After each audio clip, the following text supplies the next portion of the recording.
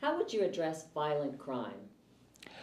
Well, we really need to fully fund the sheriff's office, and I've tried to do that um, during my tenure on both the Macon City Council and the Macon-Bibb County Commission, and I voted always to fully fund the sheriff's office. We need to put more boots on the street, which means that we need to make competitive salary part of the package that we offer new recruits. We need to make sure that our deputies who are on the street have all the equipment that they possibly need, and we need to do intervention. And by that I mean we really need to invest in our youth. One of the things that I hope to do to fight crime is to set up an after-school and youth development council that will provide programming for the 80% of the time that our students are outside of their classrooms. We need to make sure that we decrease gun violence. We need to put technology in neighborhoods that when there is a gunshot that goes off, it's immediately recorded by the sheriff's office and deputies are dispatched. So we need to fight the violence that we see on the street from a number of different angles. And frankly, I do believe that by putting more boots on the street, we'll be able to do that. Well, besides the Sheriff's Department, I think neighborhoods themselves could really be most active in reducing crime. I am very much pro, and I've visited a number of our neighborhood watch groups who are active. The best thing that I believe that our citizens can do is form these neighborhood watch groups, attend the neighborhood group watch meetings. I mean, neighborhood watch groups are the way that the good people of any neighborhood can take back control of their neighborhoods.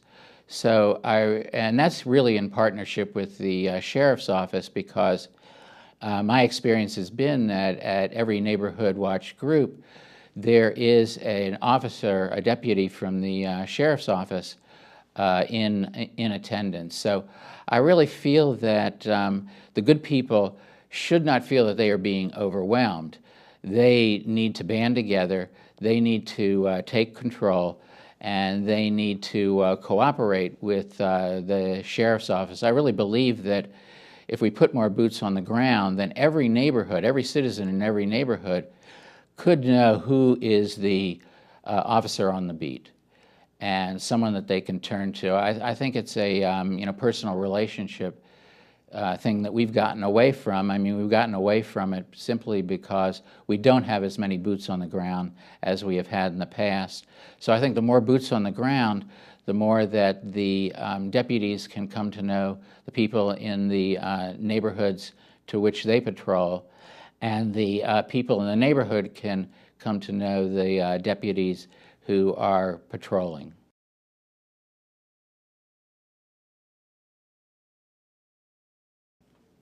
Okay. What would you do to tackle blight? In order to tackle blight, I think we really have to do two things. Number one is we need to really strengthen code enforcement within the county itself. We have a code in place, but a code is not a code unless you enforce it. And frankly, part of our problem has been that our municipal court has been way too lenient with code violators. So we really need to enforce code violations. Again, we need to put more code enforcement officers to work going through our neighborhoods and issuing citations that really need to be taken seriously. You can't just say that, well, we're going to give you another 30 days, or we're going to give you another 30 days after that. We really need to enforce it from that angle. As far as renovating properties, which we need to do, I have a plan, and I've talked with our tax commissioner and with the Land Bank Authority, just a preliminary discussion. What I would like to do is to get these properties that are not being rehabilitated into the hand of the Land Bank Authority, and then the Land Bank Authority get the properties into the hands of people, homeowners, that would put money into renovating, rehabilitating the properties. I would just like to get these properties back on the tax rolls. So I would like to provide incentives to potential homeowners to take these properties, and instead of putting a lot of money into the purchase price itself, I would rather see them take that money and put it into the rehabilitation of the property, the structure itself. And I believe that the next areas of renovation in Macon-Bibb County are going to be those contiguous to downtown, which means that it's going to be Fort Hill, it's going to be Pleasant Hill, and it's going to be Tyndall Heights area, simply because they are contiguous to downtown. Anybody who knows anything about economic development or redevelopment will tell you that it starts downtown and it radiates out. It has started in downtown Macon-Bibb County, and now we're getting to the radiating out part. And the Mill Hill project, which is across from the Marriott Hotel and the Coliseum, is indicative of the fact that we've jumped across the river, and now we're moving up the hill to Fort Hill itself.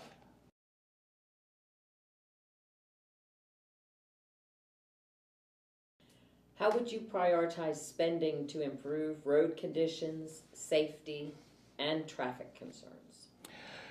Well, probably the most numerous complaint I get are about potholes in the street, and I've complained about that.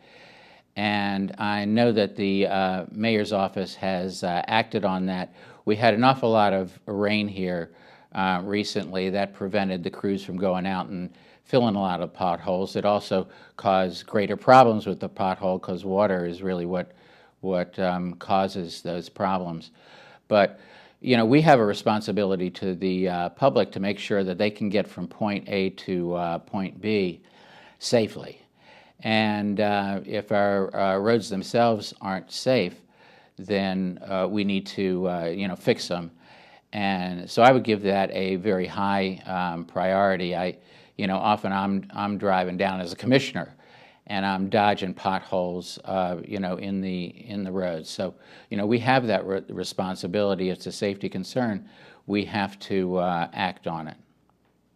Also, in terms of traffic, that was a three-pronger. Traffic itself. We've got some problems with the construction I-16, I-75 itself. We just need to make plans for the future. I mean, I think we know where the bottlenecks are. I think that once the construction is completed, that traffic problems will cease. But in the meantime, what the DOT is doing, Georgia DOT is doing, is they're preparing for 30 years down the pike, getting people from the Savannah port, all of the container traffic, through Macon as quickly as possible. This is not a project just for today, but it's for the next 30 years. And in terms of the county itself, our traffic engineer needs to be looking at how we're going to deal with situations, particularly Bass Road, I guess. Right now, we've got to give those bottlenecks top priority and solve the traffic issues, and then move on to the next. I think that's sort of a good problem to have, because it shows growth, but that good problem needs to be solved. I know you addressed safety a little bit when we were talking about the road conditions, but we were also thinking in light of pedestrian safety and vehicle safety, speed, those kinds of things. Is there anything you'd like to add about the safety aspect? Well, we need to provide lighting. I mean, that's a way of fighting crime too. So we need to make sure that our roads, our neighborhoods are adequately lighted themselves, stretching out into the what used to be the unincorporated county. I think that the Pedestrian Safety Board is doing a great job at identifying problems. I anticipate that we're going to have a lot more people who are walking, especially in the downtown area. Downtown has now become a neighborhood. And I think we're going to have bicycle traffic as well, people trying to get from point A to point B on a bicycle. And that's one of the ways that I get around downtown, and I got around downtown before there were parking meters. It was much easier to ride my bike from point A to point B and then chain it up to a street light or a telephone pole. So I think that modes of transportation are changing themselves, and we've just got to provide for the safety of people, no matter how they get from point A to point B.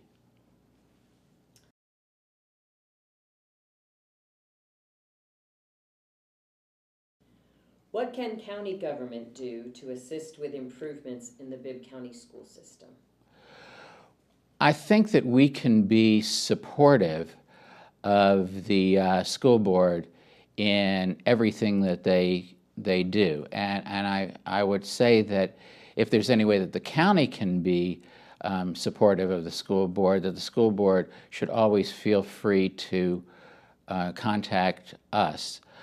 Again, one of the things that I want to do is appoint a youth development and after-school council, so that we on the county side can assemble all of the major partners in the community who are doing this already and talk about providing activities and options that will complement the school day that the children are in.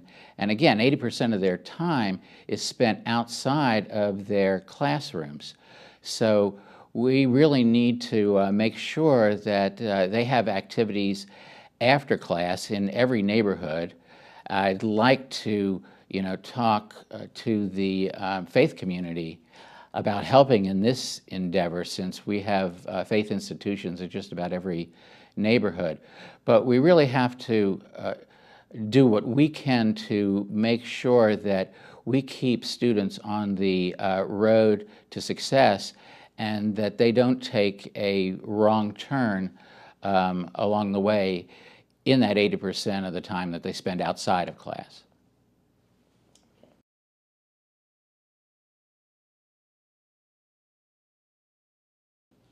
Is there a county department besides the sheriff's department that you think is under or overstaffed, and what changes would you make?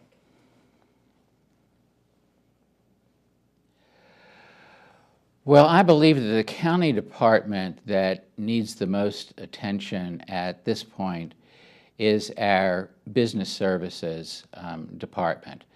And within the past few weeks, we have made some changes going to Safe Built. That we really need to make it easy to do business in Macon-Bibb County, because economic development is really the future. And I personally do not want to raise taxes, but in order to do that, we have to continue on the path that we've been on, and that's with economic development, whether it's on a mega level like Kuma or Irving Tissue, or the other large corporations that bring in, but really small business is the economic engine of this community. So the business services department, I met someone who was in town. This was a few years back. He was from Moe's Southwestern Restaurants, and he was setting up a restaurant in Macon. And his next assignment was in Warner Robins. And I saw him after he set it up in Warner Robins, and his comment to me was that in Macon-Bibb County, he just had to jump through hoop after hoop after hoop after hoop. He went down to Warner Robins, and boom, boom, boom. It was just done. So, you know, I would like to make sure that here in Macon-Bibb County, we go boom, boom, boom, boom, boom. We make it easy to do business here.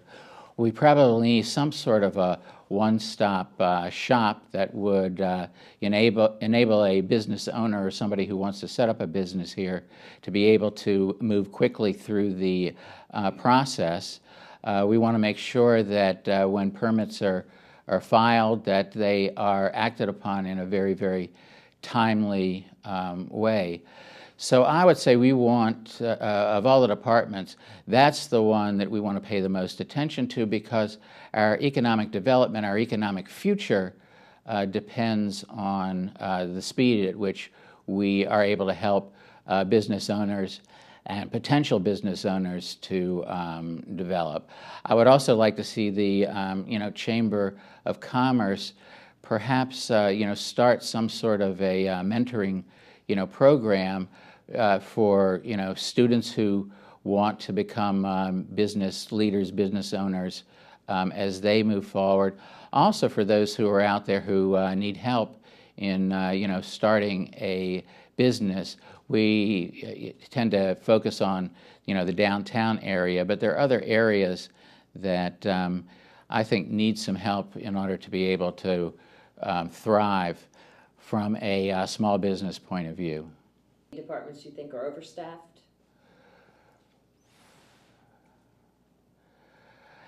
At this point, I can't think of a department that's overstaffed. I will also say that when we're dealing with understaffed, we need to look at the sheriff's office and get that. I would like to see the sheriff's office overstaffed, to tell you the truth.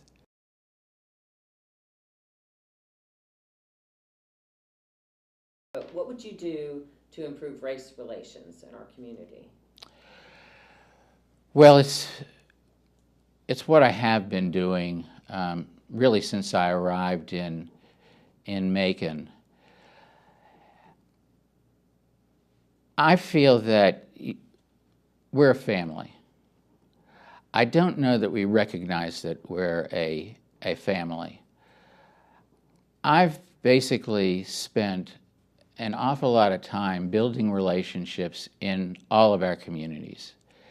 We tend to think of Macon-Bibb County in the terms of black and white, but we really are much more diverse than that, because we've got a large Indian community, we have got a large Korean community, we have got a large Latino community, and we have an a large number of Islamic physicians within our within Macon-Bibb County and our region as well. And all of these people need to be brought to the table. I went to a Indian feast. This was last fall. There's a Hindu temple that's down the street from the Anderson Conference Center. There were like 5,000 people there at the festival. Now, not all of them were from Macon-Bibb County. They were from the region, but that just gives you an idea of the size of the community itself.